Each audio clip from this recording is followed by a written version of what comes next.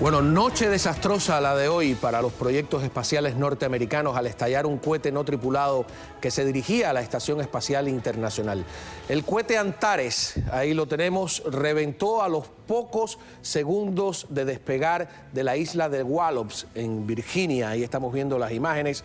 Y esto constituye el primer accidente de este tipo tras la concesión a empresas privadas de estos lanzamientos. Ahí vemos el momento exacto en que el cohete explota, se viene abajo. Es una imagen terrible, es un enorme fracaso que podría tener, vamos a decir, implicaciones, si no políticas, estratégicas, porque recordemos que en el 2011 el presidente Barack Obama cerró el programa de lanzamiento espacial de la NASA y Estados Unidos ha quedado un poco a merced de los rusos para poder poner en órbita astronautas. Así que vivimos tiempos convulsos y los rusos no siempre, como en el caso de Siria o de Ucrania, han estado al lado de los Estados Unidos. Hoy estamos inmersos en la lucha contra el terrorismo y el terrorismo gana adeptos en Occidente gracias a la Internet. Washington ha hecho un llamado para combatir al Estado Islámico en la red de redes. Hoy tendremos aquí a dos expertos en estos intrincados temas del yihadismo y el Medio Oriente. Así que comenzamos el espejo.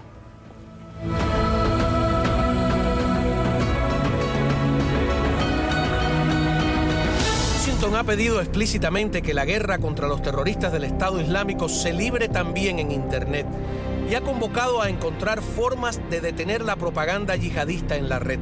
Y es que la red se ha convertido en un centro virtual de reclutamiento real, donde se adoctrina y pervierte a jóvenes occidentales. Mientras los aviones bombardean posiciones en tierra, la coalición internacional se da cuenta de que no puede bombardear Internet. El Estado Islámico no solo conquista territorios en Siria y en Irak, sino que extiende la idea de su califato publicando numerosos videos de propaganda en las redes sociales y en YouTube. Algunos de los videos muestran imágenes de gran brutalidad, incluidas las decapitaciones de occidentales. Se supone que estas muestras de crueldad causaran rechazo unánime en Occidente, pero parece que también han despertado el lado oscuro del corazón de algunos en el mundo civilizado, al punto de que se han pasado a la barbarie. Bueno, les dije que teníamos a dos expertos en el tema. Empiezo por Stephanie Londoño, con grandes credenciales, periodista, profesora de religiones del mundo, máster en estudios religiosos de la Universidad Internacional de la Florida. Bienvenida a nuestra mesa. Gracias por la invitación. Cómo no. Y tenemos a un amigo de hace mucho tiempo, un periodista bastante conocido a nivel nacional y en Miami, que es Osvaldo Agudelo, periodista especializado en el Medio Oriente, que, como recordábamos hace unos minutos aquí, antes de empezar el programa, cubrió en vivo toda la tragedia del 9/11, la primera guerra de Estados Unidos en Irak, la invasión, bueno, todo lo que ha ocurrido hasta hoy. Así que bienvenido al programa. Gracias, Juan Manuel. Mi primera pregunta sobre este tema de la convocatoria que ha hecho el presidente Barack Obama y Estados Unidos está haciendo para tratar de combatir al Estado Islámico en la Internet. ¿Es una batalla perdida o hay algo que hacer ahí?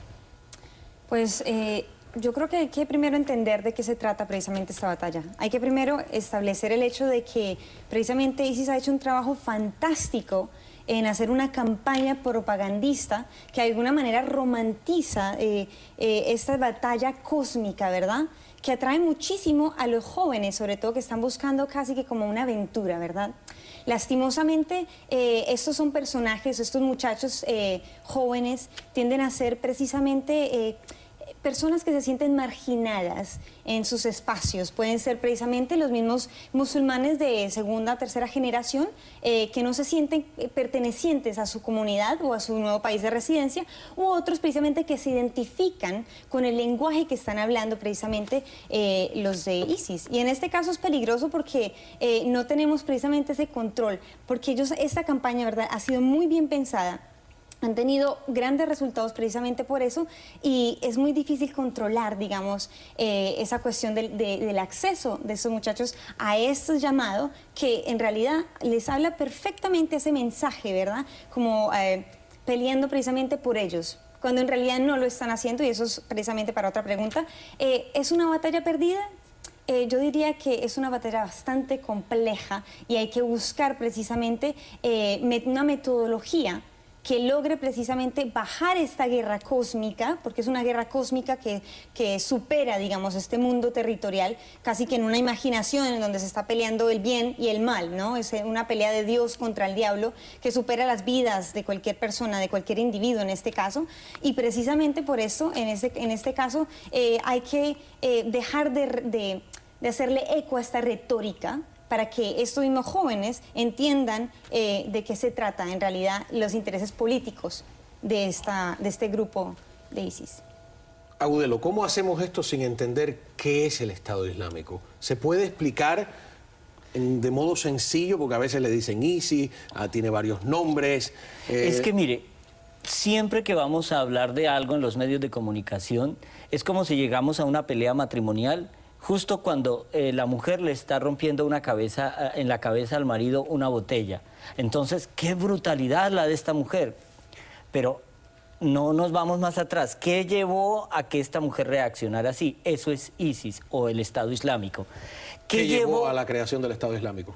Exactamente, el Estado Islámico nace en el 2003 con la invasión a Irak por parte de Estados Unidos y los aliados, porque el líder al-Zarqawi, que se encontraba... A ver, discúlpame, ¿me estás diciendo que la culpa de la creación del Estado Islámico la tiene? No ponga palabras que yo no he dicho. Todo para entender, porque... Sí, no, estoy diciendo que justamente en ese momento no existía Al-Qaeda en Irak, porque recordemos que Osama Bin Laden y Saddam Hussein eran enemigos a muerte. ¿Quién funda en Irak Al-Qaeda? Al-Zarqawi, que era uno de los grandes cabecillas de Al-Qaeda, de origen jordano... Y lo funda en Irak. Lo funda en Irak para luchar contra los norteamericanos y las fuerzas de invasión que ellos llamaban. Entonces, ahí nace el primer movimiento, nace ese primer movimiento que poco a poco se va aglutinando alrededor de los sunitas. Recordemos que Irak e Irán es de mayoría chiita, pero la minoría sunita de Irak era la que gobernaba con Saddam Hussein. Esa minoría sunita es la que se siente relegada vamos a hacer disculpa que te interrumpa, un pare aquí porque tenemos que aprender muchas cosas. Sunitas y chiitas, ¿no? Si lo podemos explicar de una manera sencilla, a ver, ¿puede explicarlo? De una manera bien básica, digámoslo así, ¿verdad? ¿Qué son los sunitas? Para los sunitas, digamos que los sunitas no reconocen el califato que los chiitas sí reconocen. Después de la muerte del profeta, precisamente, de Mahoma, precisamente... No se puede mencionar, supuestamente, ¿no? Bueno, hay muchos tabús en torno a eso, ¿verdad? Y en este caso, después de la muerte del hubo precisamente mucho conflicto, muchas preguntas en cuanto a quién lo iba a suceder precisamente a él. ¿El esposo de una de las hijas de Mahoma lidera a los sunitas o a los chiitas? Mira, chiita quiere decir seguidores de Ali. Primero vinieron 3 califas, pero cuando es asesinado el último, Ali reclama ese califato. Él era el esposo de Fátima, la hija de Mahoma. Entonces, él reclama ese califato, pero él también es asesinado, entonces nombran a un hijo de Ali que también muere asesinado. Entonces, la gran diferencia, los sunitas creen... que siguen... Que este es el profeta, ¿no? Los sunitas dicen que el califato o el gran líder del Islam debe ser alguien que venga de la tribu del profeta. Los chiitas dicen que tiene que ser directamente casi que cosanguíneo con el profeta. Y los jarillistas dicen que debe salir del consenso del que mejor represente el islamismo, aunque sea un esclavo negro. Esto es curioso. Entonces... Si vamos a ver, el sunismo en el mundo del Islam representa el 80% de la población. Tenemos un mapa ahí, por ejemplo, vamos a ver de los... Y los chiitas representan entre un 10 y un 15% de esa población mundial. Que serían Irak e Irán. Sí, mayoritariamente. Irán, el antiguo imperio persa. Sí. ¿No? Y luego está una pequeña facción que son los jarilíes, que curiosamente arábica, ¿no? Es 1%. Pero ese 1%... Ahí tenemos en rojo, a ver, vamos a ver. En rojo están los chiitas, Irak e Irán.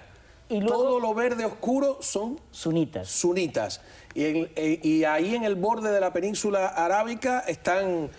todo lo que es Yemen y ciertas partes de Qatar. Pero mire la importancia de esto. El rey de Arabia Saudita es jarilí, no es sunita. Entonces eso conforma un caldo de cultivo muy complejo, porque si vamos a analizar Irak, por ejemplo, Irak era una minoría dominando a la mayoría. En Irán, por ejemplo, los chiitas están en el poder. En Siria algo por el estilo.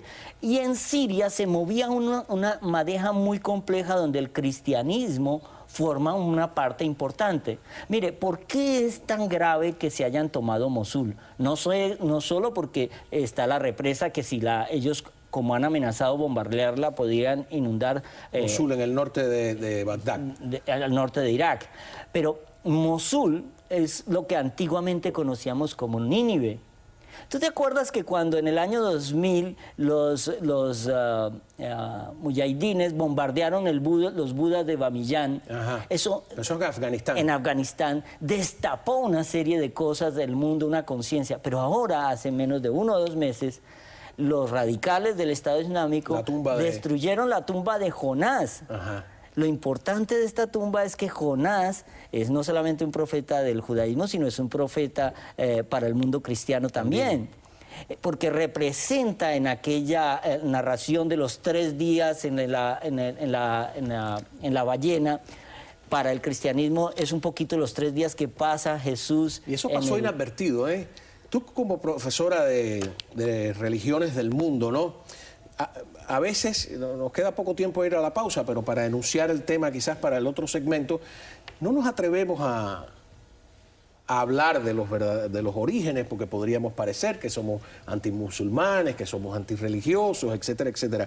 Pero hay una cosa curiosa que mucha gente en el mundo hispano desconoce, ¿no? Que es la herencia que tiene la religión musulmana de la religión católica o cristiana y del judaísmo, cómo todo viene de una misma raíz. Son las religiones del libro, como se les dice, precisamente abrahámicas. Y sería muy interesante también regresar precisamente al tema del califato, porque eso precisamente viene siendo el gol que tiene en este caso ISIS o ISIL, ¿no? De 1000 maneras como le quieran precisamente. Si usted se siente un poco confundido, nosotros vamos a tratar de ser explícitos y de entender qué es lo que está pasando, porque estamos en guerra, aunque mucha gente no lo quiera reconocer o aunque también otros lo nieguen. Regresamos aquí tratando de entender qué es el califato y en qué consiste esa guerra.